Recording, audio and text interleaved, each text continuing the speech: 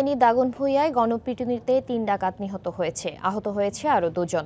এদের মধ্যে একজনের অবস্থা গুরুতর হওয়ায় তাকে চট্টগ্রাম মেডিকেল কলেজ হাসপাতালে পাঠানো হয়েছে। বিস্তারিত জানাচ্ছেন আতিয়ার সজল। পুলিশ জানায়, শুক্রবার ১২ এপ্রিল দিনগত রাত ৩:৩০টার দিকে ফেনীর দাগনমিয়ার উপজেলার বাতুবিয়া ইউনিয়নের উত্তর আলেপুর গ্রামের বাগেরহাট এলাকায় ডাকাতি করতে গেলে ৫ জনকে গণপিটুনি দেয় এলাকাবাসী।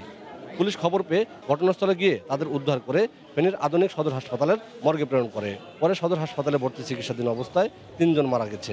প্রথমে 4 জন গণপিটুনিতে আহত আমাদের হসপিটালে আসে। এর মধ্যে 2 জন হচ্ছে স্পট ডেড, একজন হসপিটালে ইমার্জেন্সিতে মারা যায়, আর একজন অবস্থা গুরুতর বিধে আমরা চির মেডিকেল কলেজে রেফার করি। তার আধা ঘন্টা পরে আরেকজন আসেন, ওটার অবস্থা গুরুতর, বাট মরে নাই এখনো, গুরুতর বিধে আমরা হায়ার উচ্চতর চিকিৎসার জন্য চির মেডিকেল কলেজে রেফার করি। ডাকাত দলের এক সদস্য জানান, তারা সংঘবদ্ধভাবে 7 জন ছিলেন।